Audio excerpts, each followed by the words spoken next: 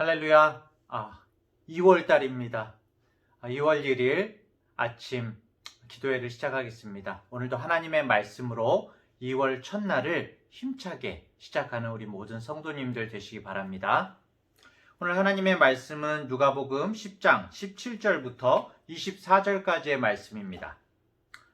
70인이 기뻐하며 돌아와 이르되 주여 주의 이름이면 귀신들도 우리에게 항복하더이다. 예수께서 이르시되 사탄이 하늘로부터 번개같이 떨어지는 것을 내가 보았노라. 내가 너희에게 뱀과 전갈을 밟으며 원수의 모든 능력을 제어할 권능을 주었으니 너희를 해칠 자가 결코 없으리라. 그러나 귀신들이 너희에게 항복하는 것으로 기뻐하지 말고 너희 이름이 하늘에 기록된 것으로 기뻐하라 하시니라. 그때 예수께서 성령으로 기뻐하시며 이르시되 천지의 주제이신 아버지여 이것을 지혜롭고 슬기 있는 자들에게는 숨기시고 어린아이들에게는 나타내심을 감사하나이다. 옳소이다. 이렇게 된 것이 아버지의 뜻이니이다. 내 아버지께서 모든 것을 내게 주셨으니 아버지 외에는 아들이 누구인지 아는 자가 없고 아들과 또 아들의 소원대로 계시를 받는 자 외에는 아버지가 누구인지 아는 자가 없나이다 하시고 제자들을 돌아보시며 조용히 이르시되 너희가 보는 것을 보는 눈은 복이 있도다. 내가 너희에게 말하노니 많은 선지자와 임금이 너희가 보는 바를 보고자 하였으되 보지 못하였으며 너희가 듣는 바를 듣고자 하였으되 듣지 못하였느니라. 아멘.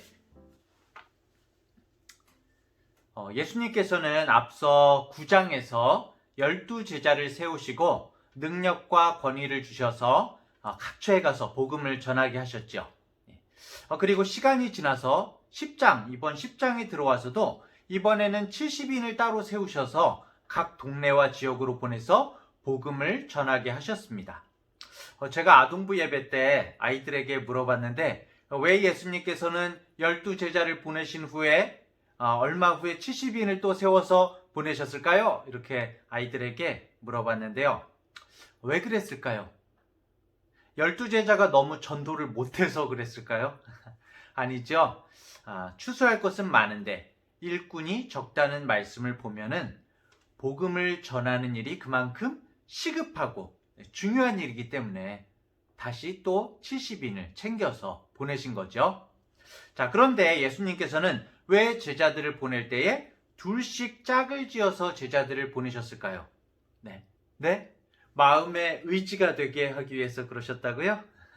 물론 서로 돕고 의지하라는 부분도 있겠지만은 유대인들은 어떤 사실과 그 행동에 대해서 명확하게 확증하기 위해서는 최소한 두 사람의 증언을 필요로 했습니다. 둘씩 짝을 지어서 이루어서 파송되었던 그 70명의 제자들은 결국 그리스도의 증인으로서 간 것이거든요. 그래서 두 사람이 같이 증인이 되어서 사람들에게 명확한 복음을 전하게 된 것이죠. 자, 이 70인의 제자들은 예수님 이름의 권세로 복음을 전하면서 엄청난 결과를 목격하게 됩니다. 전도훈련을 마치고 모여든 제자들은 아마도 막 귀신들이 굴복하는 모습을 막 묘사하면서 서로 의기양양해서 막 무용담을 늘어놓았을 겁니다.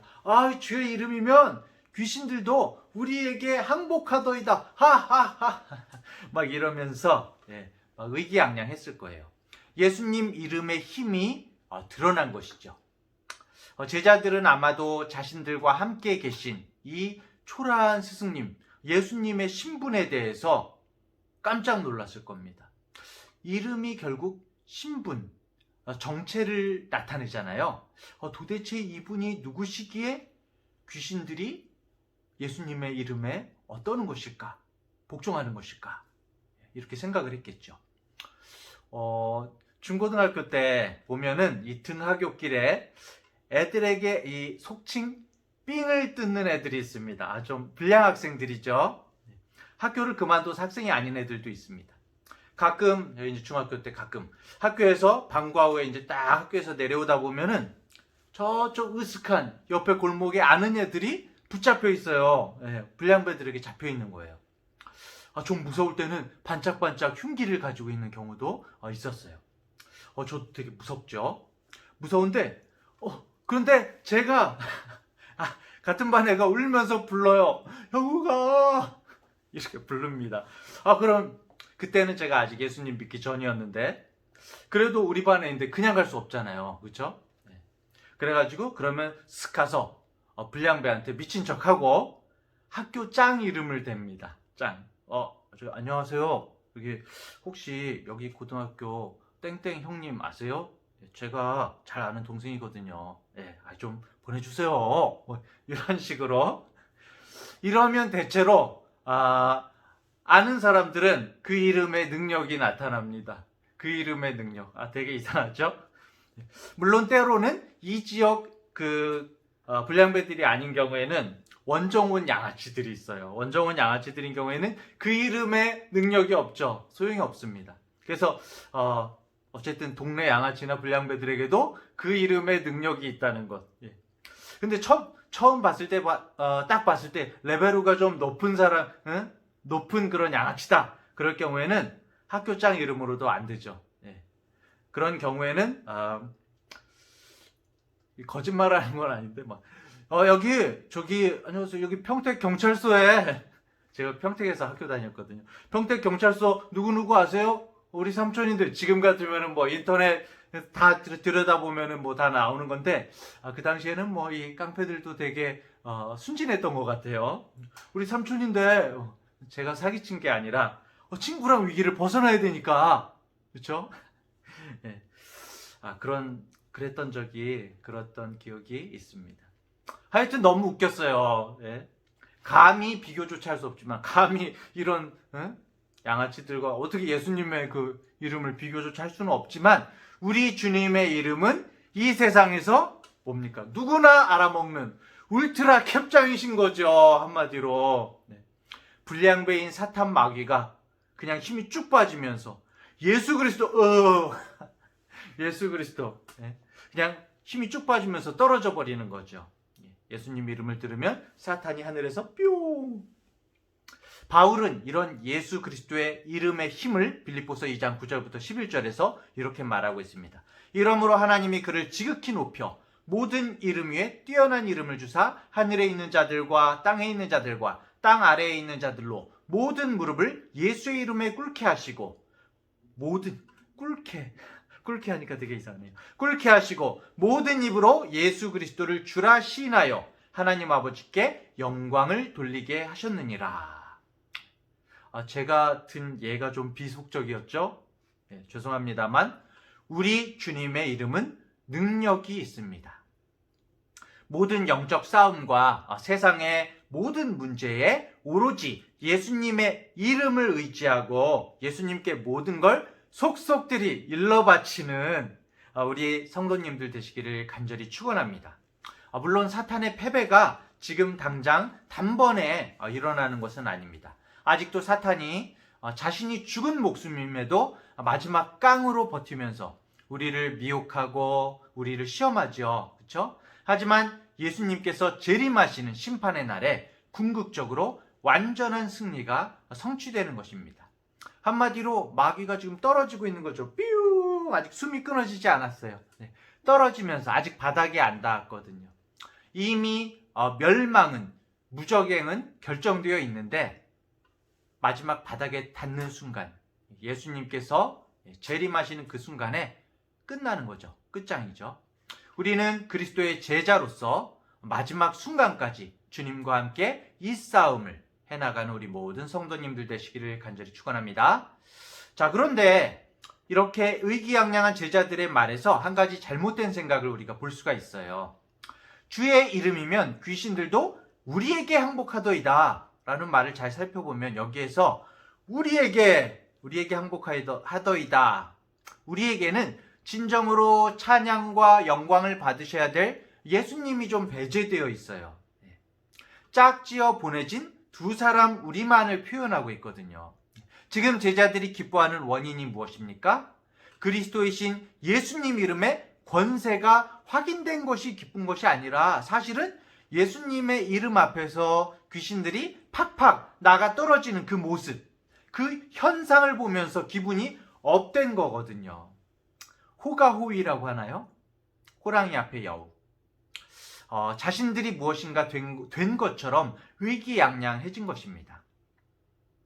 우리들도 사실 우리 믿음의 밑바닥을 잘 점검해 보면은 왕 되신 주님을 예배하고 그분을 높이고 이 세상 모든 것이 주님의 이름으로 회복되는 것이 즐거운 것이 아니라 예수님 이름과 그 권세를 힘입어서 나도 세상에서 의기양양하고 세상적인 권세를 부려보려고 얄팍한 마음을 품을 때가 얼마나 많은지 우리 자신들을 돌아보게 됩니다. 예수님께서 그런 제자들의 모습을 쫙 보시고 말씀하시죠. 20절에 그러나 귀신들이 너희에게 항복하는 것으로 그런 모습으로 기뻐하지 말고 너희 이름이 하늘에 기록된 것으로 기뻐하라 하시니라. 우리 예수님께서는 제자들이 누리는 기쁨의 초점을 그들의 성공에서 하나님 안에서의 구원으로 옮기시는 거죠. 귀신들이 예수님의 이름 앞에 복종하는 것, 주님의 영광이 나를 통해서 성과를 내고 나를 통해서 일하는 것이 궁극적인 기쁨의 원인이 아니라는 것입니다. 이런 우쭐함이나 승리감은 우리의 신앙을 절대로 지켜주지 못합니다. 결국 제자들이 그랬죠. 승리의 모습에 자신만만했지만 귀신들이 막 나가 떨어지는 곳에 막 의기양양했지만은 예수님이 잡혀가시는 핍박과 좌절 앞에서 오합지졸처럼 흩어져 버렸죠.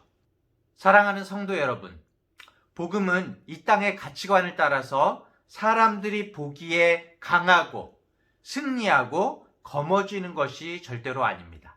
진정한 우리의 기쁨의 원천은 우리의 이름이 하늘에 기록된 것. 다시 말하면 하나님의 기억 속에, 그 하나님의 역사 속에 우리가 영원히 남아있는 것, 하나님과 함께 동행하는 것을 기뻐하라는 것입니다. 복음이란 예수님을 튼튼히 믿고 있다고 생각하는 내 자신을 신뢰하는 것이 아니라 예수님의 완성하시고 걸어가신 그 구원에 대한 확신과 신뢰에서 비롯되는 것입니다. 내가 아닌 우리 주님을 신뢰하는 우리 성도님들 되시기를 간절히 축원합니다. 자, 그렇다면은 복음을 받아들인 우리 제자들, 우리들은 이 땅에서 어떤 목적을 가져야 될까요? 예수님께서 이 땅에 제자들을 보내신 이유, 우리의 사명이 과연 뭘까요? 어제 본 누가복음 10장 1절은 예수님께서 제자들을 보내는 이유를 설명하고 계십니다. 그 후에 주께서 따로 70인을 세우사 친히 가시려는 각 동네와 각 지역으로 둘씩 앞서 보내시며, 여기에 방점이 있죠. 그리스도인은 주님께서 친히 가시려는 곳에 먼저 앞서 보내신 사람들입니다. 앞서 가는 자들이죠. 다시 말하면 세례 요한처럼 우리도 주님의 오시는 길을 준비하는 사명을 가지고 있습니다. 12제자, 70명의 제자, 그리고 오늘 우리의 궁극적인 사명은 주님의 오심을 준비하는 것입니다. 다시 오실 주님. 그리스도인은 주님의 오실 길을 닦아놓는 사명이 있는 것이죠. 자, 그렇다면은 우리가 어떻게 주님의 다시 오실 길을 닦을 수가 있을까요? 더욱 나 자신의 능력과 지혜를 키우면 되겠습니까? 더욱 교회가 조직적이고 체계적이고 효율적으로 사역하면은 주님의 오실 길을 닦을 수가 있겠습니까? 기독교의 영향력이 확대되고 1000만 성도가 되어야 주님의 오실 길을 닦을 수가 있습니까? 아니죠. 신구약 중간기를 통해서 주님의 오실 길을 준비했던 사람들은 예루살렘 성전의 조직적인 그런 대제사장들이 아니었습니다. 율법을 체계화하고 연구하는 바리새인들도 아니었습니다. 정치적인 메시아를 기다리면서 실질적이고 효율적인 것을 구하던 열심당원들도 아니었습니다. 예수님을 기다리고 맞은 사람들은 자신의 삶의 자리에서 순수하게 메시아를 앙망하던 사람들, 마리아, 요셉, 사가랴와 엘리사벳, 그리고 세례 요한이, 그리고 그 외의 사람들이 주님의 오심을 맞이했습니다. 양치는 목자들. 주님의 길을 닦을 수 있는 사람들은 바로 이런 사람들이죠.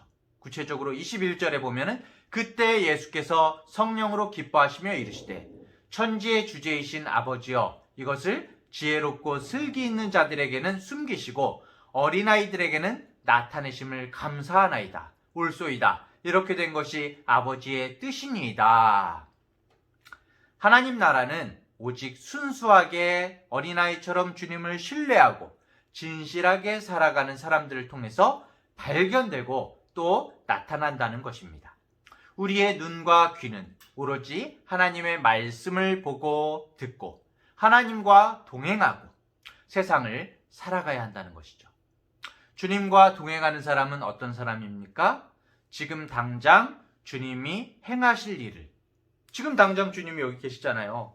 주님께서 저에게 시키실 거 아니에요. 그렇죠?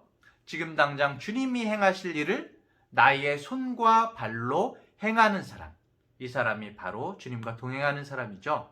어떠한 상황일지라도 우리를 통해서 영광 받으실 주님을 바라보면서 실질적으로 주님과 동행하면서 오늘도 그렇게 살아가는 우리 성도님들 되시기를 간절히 축원합니다. 오늘 우리의 기쁨의 근거는 무엇입니까? 주님을 믿는 우리의 이름이 하늘에 이미 기록되었다는 사실이죠. 이 사실을 확신하면서 같이 함께 기도했으면 좋겠습니다. 첫 번째로 예수님의 이름의 능력을 믿읍시다. 오직 주님을 의지하고 주님과 동행하게 하소서, 이렇게 함께 기도했으면 좋겠고요. 두 번째로 주님의 이름으로 큰 일을, 내가 어마어마한 큰 일을 행함이 아닌 무엇보다도 구원받은 자의 기쁨을, 큰 기쁨을 먼저 회복하게 하소서, 이런 기도가 우리에게 있으면 좋겠고요. 세 번째로 세상에서 인정받는 모습이 아닌 어린아이같이 순수한 믿음으로 각자의 자리에서 주님의 오심을 예비하게 하소서, 행동하게 하소서, 이러한 기도가 우리에게 있기를 원합니다. 기도하겠습니다. 하나님 아버지, 작은 승리에 도취되고 작은 환난에 주저앉아서 힘들어하는 우리들을 불쌍히 여겨주시옵소서.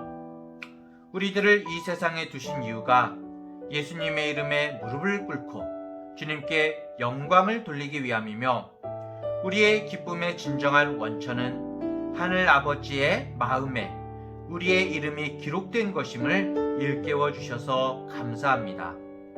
12제자, 70인의 제자, 그리고 모든 이들에게 남겨주신 지상명령에 이르기까지 우리를 이 땅에 나의 가정과 일터로 보내주시는 것은 주님의 다시 오심을 준비하기 위한 것임을 우리가 깨닫고, 오늘 하루 아버지의 말씀을 사랑하며 자랑하며 말씀 앞에 반응하며 나의 손과 발로 나의 모든 말과 행동으로 주님의 말씀을 순종하고 드러내는 하루가 되게 하여 주시옵소서.